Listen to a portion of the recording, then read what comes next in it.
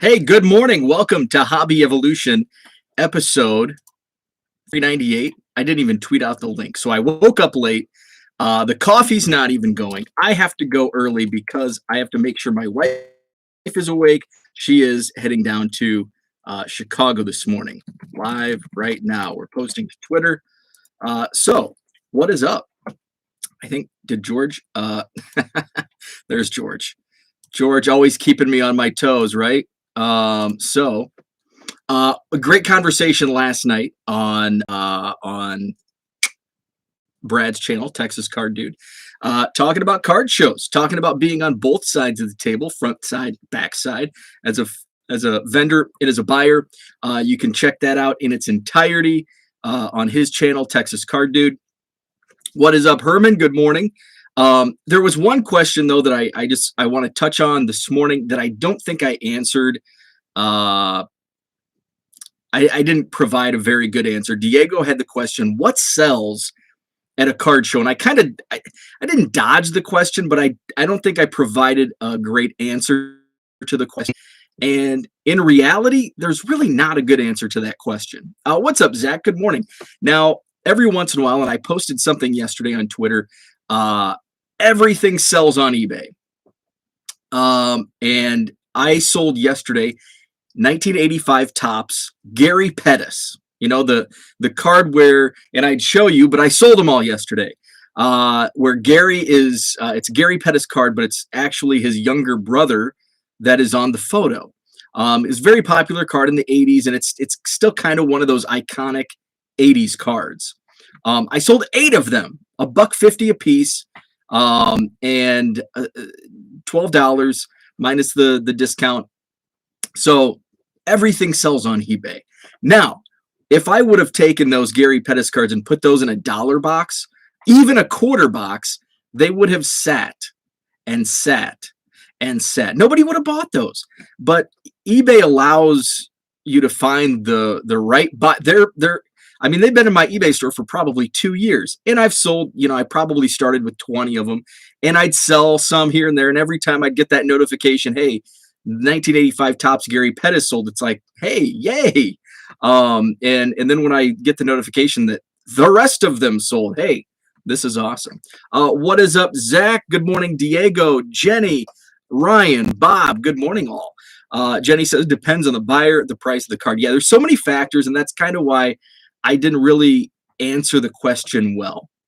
So I kind of want to dive in, and that's, I guess, in its simplicity, that's what it is. It's kind of the opposite of eBay. Like, it's almost like, and I talked last night about going with a mindset as a seller with low expectations, and that's almost like nothing sells at a card show. Expect nothing to sell at a card show because it's just, it's kind of like when you're on Twitter and people complain about they have crappy sales on Twitter and everything sells on eBay and nothing sells on Twitter. Well, how many followers do you have on Twitter? How many eyeballs?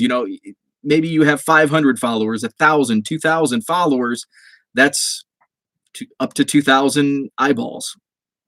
eBay is millions and millions worldwide, not just your audience. So there's a wide, vast audience that is seeing those things. And then at the card show level, it's probably, depending on the size of the show, it might only be 100, 200, 300 eyeballs. And what I've found, and this is maybe because this is what I sell and where I set up smaller motel shows, hotel shows, is that it's bargain hunters. And I had a bunch of junk wax boxes, like wax boxes and sets, sealed complete sets from, the height of the junk wax era, 88 to 92 or 93. And, they sat. And then finally it's like, I just want to get rid of this. It's so bulky. And I'd put $5, and guess what? They all sold $5 a pop. So sometimes it's just like, if you want things to move, you've just got to, like Jenny says, you got to price it right. Find your niche, because just like nothing sells, everything might be able to sell. I've found my niche as a seller at card shows with the bargain boxes, whether it be the quarter boxes or the dollar boxes. And I've found good results in doing that. And I think that helps at future shows, especially if you're going to set up at the same venue month after month, um, where you'll have repeat customers. And especially if you keep a fresh stock of inventory, or if you have volume.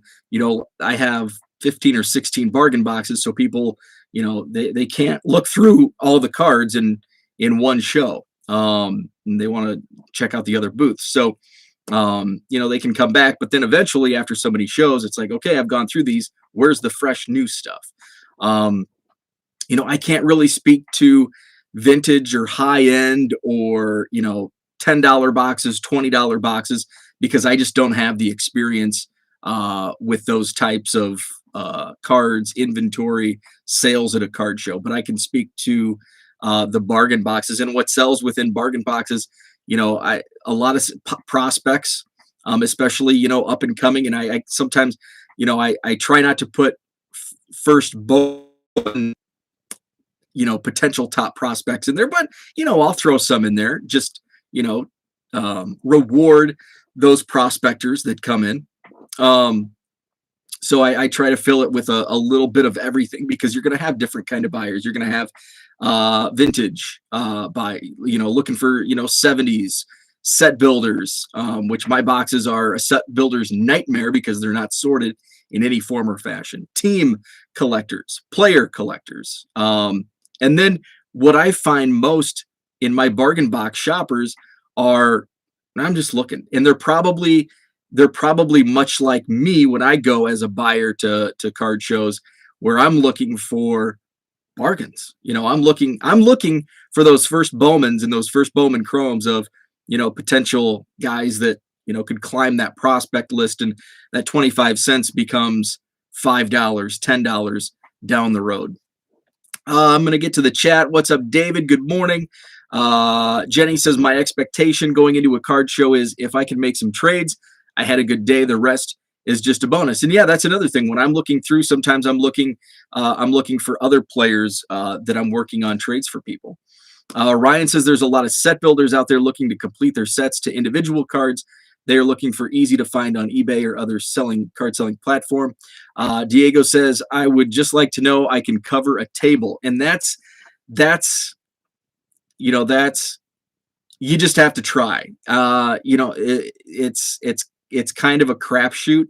For the most part, I think every show I've done, I've covered the cost of the table. Now, there's been a couple shows where I haven't covered the cost of travel or my lunch, where I've covered the table, kind of the extra expenses. When I did the show in Schaumburg, Illinois, in the Chicago suburbs, I covered my table cost, my 2 tables, but and then I made a little extra money, but that extra money went to, I probably paid $10 in tolls, that darn tollway, gas money to get to Schaumburg. It's a 2-hour drive. Then I had to have Lou Malnati's pizza. So whereas I covered my cost of the tables, I didn't cover the entire day. And so I actually lost money. I did gain a couple of vendors. I think I picked up 2 vendors just networking at the show. So I didn't buy anything that day, but I was able to network and meet some people. And that turned into vendors at my show. So yeah, you never know. I would say just give it a try. And it's a pretty low investment.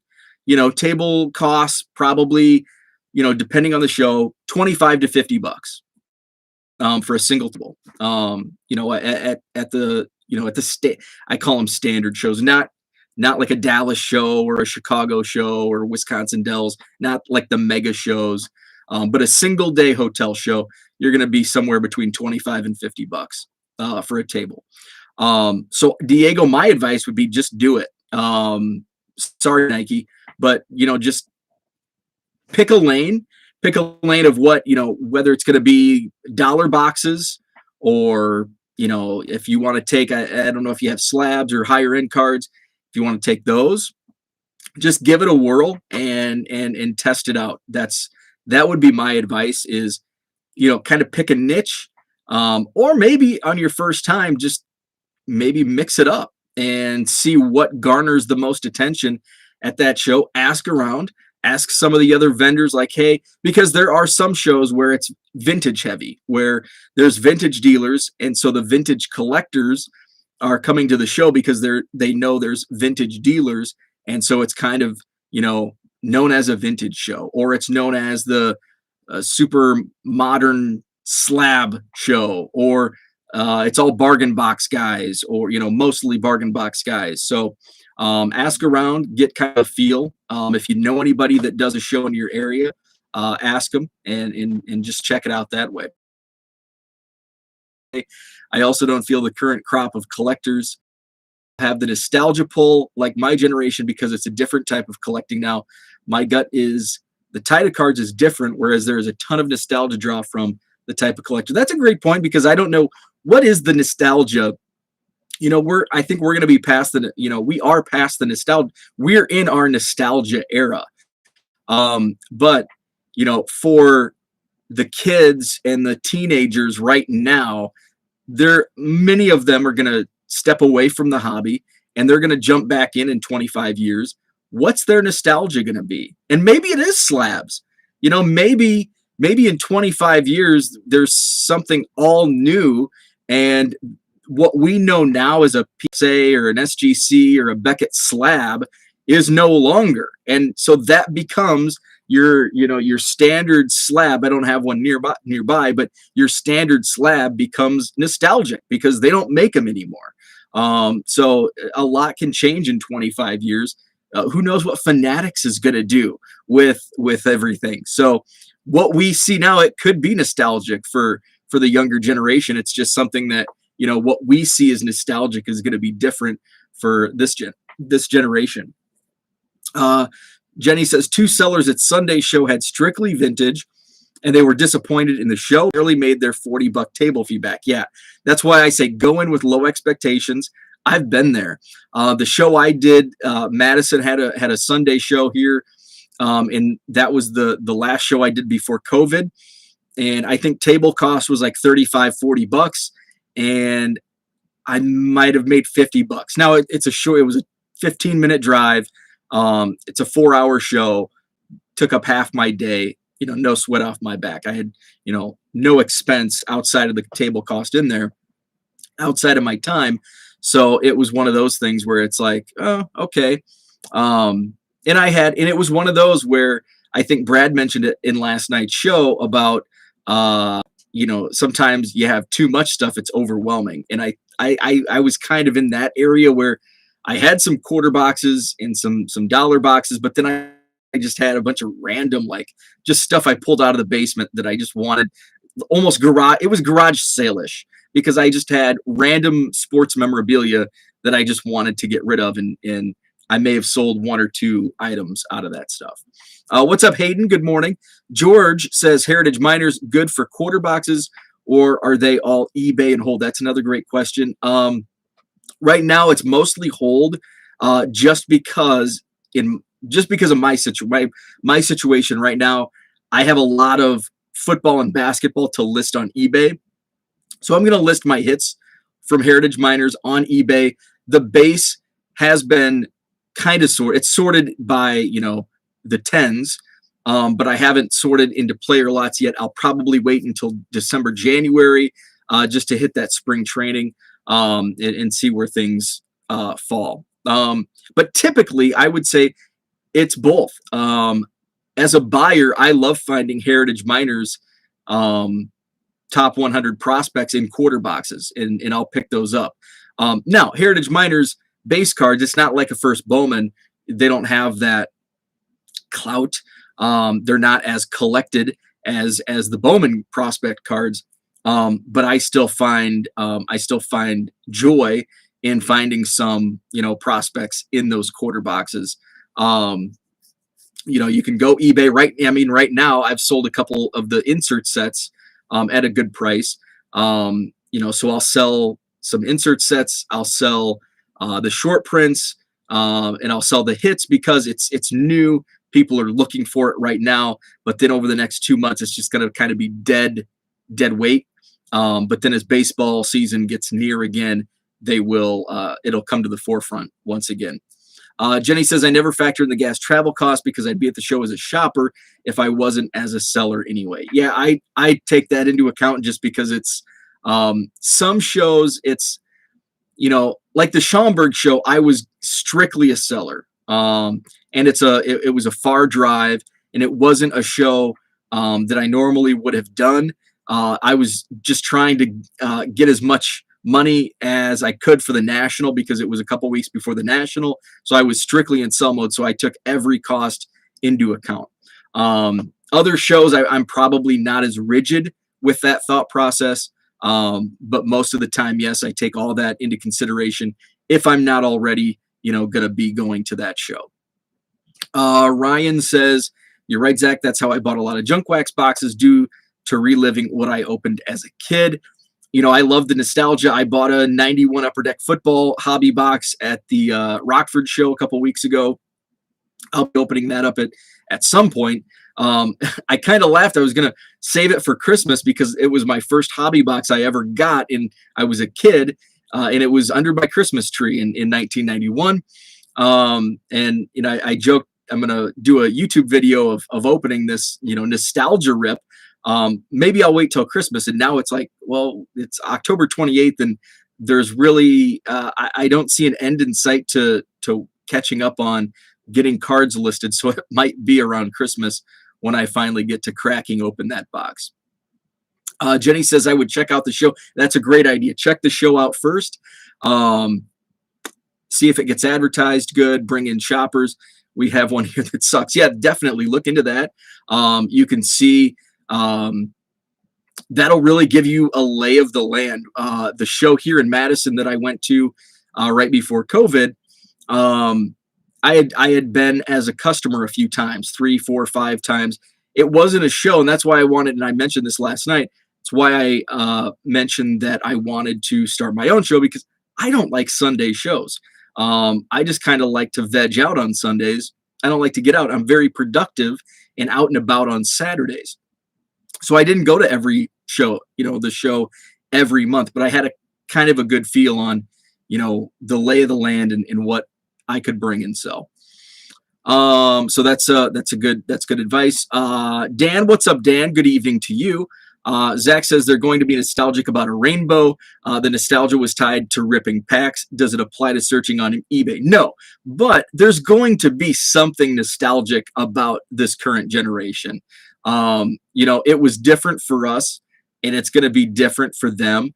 Who knows what was 25, 30 years ago, what was modern technology in 1991?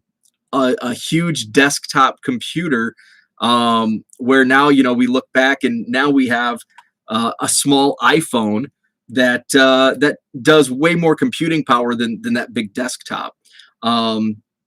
So things change so much, and they'll change so much in cards, and what we see is nostalgia.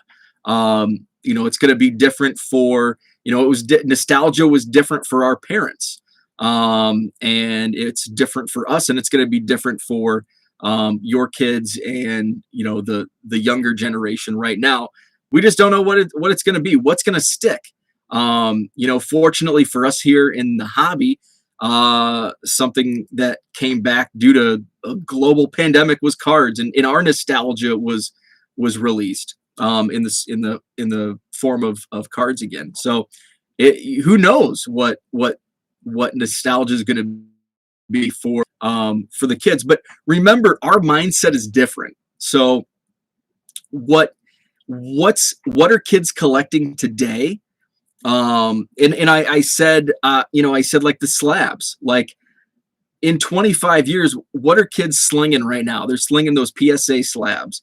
In 25 years, PSA slabs may not be around, or they may be an entirely different, who knows? We don't know what the future holds. I mean, in 1989, we thought we were going to have flying cars in the year 2000.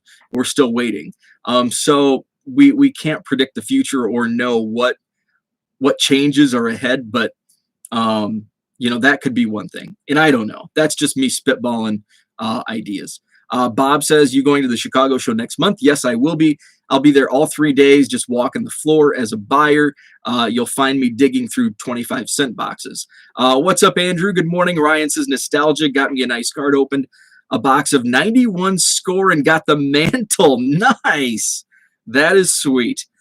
Jenny says, our show seems to do good Sundays because most people have their family stuff Saturdays. And that's, and I understand. See, I don't have kids, but I do know from my friends that have kids and working in high school athletics, there's a lot of stuff going on Saturdays. But we've had a lot of success on our Saturday shows, and sometimes it's kind of weird. I'll just go back the last 2 months. Our September show fell on the same day as the Wisconsin Notre Dame football game in Chicago. So I'm like, and that game kicked off at 11, right in the middle of our show. And I'm like, man, this is going to kill the show. And we had an amazing turnout. We had awesome attendance. And then October, our show this last Saturday, there was no Wisconsin Badger football game to compete with, though it did start, I think it was a 2:30 kickoff. And by early afternoon, people were flying out the door, and the afternoon was pretty dead. So, it's kind of, you never know. They'll be nostalgic about watching Bo on eBay in 2040, sitting in his basement, and they'll track Bo down for an NFT via TT tablet, asking Bo to sign a fidget spinner on his Allen and Ginter card. I love it. Porter and I ripped a few of those. Love us some Dream Team and Bow Breaker. I love that Bow Breaker card. And Dan says, I'll be interviewing a player collector from Twitter this Friday night, 8 p.m. Eastern, 7 p.m. Central. Check that out on Dan's channel, Korean Cardboard. I've got to wake my wife up. Last night, Card Show 101 with Brad, Texas Card Dude. That's over on his channel, Texas Card Dude. What else? Check out Dan's show on Friday night. Today's what? Today's Thursday. So Brad will be back on tomorrow morning. Check him out, 8 a.m. Central Time, Texas Card Dude channel. One last thing. I did get my schedule. I got the November schedule for Hobby Hotline. So my date, November 16th, Central Time. Tuesday, November 16th. I'll be on Herndon and Jason Dean Martin. By the way, the Tuesday show starts on November 2nd. So November 2nd, my buddy John Newman will be on that show with Sam Shuford and Ryan Nolan from Breakout Cards.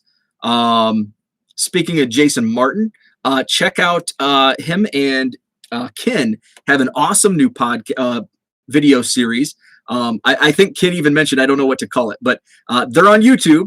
They have a YouTube show, and it's speaking of nostalgia. They're talking 80s cards. I listened to the first show. I watched the first show, listened to the first show yesterday. Awesome stuff. So check that out. Ken and Jason Martin talking all 80s. And that's on Ken's channel, Beans Ball Card Blog. So check that out. Dan says, I will watch your show with Brad tomorrow at work. Awesome. I've got to go wake up my wife and get some coffee going. Have a great Thursday, and we'll chat tomorrow.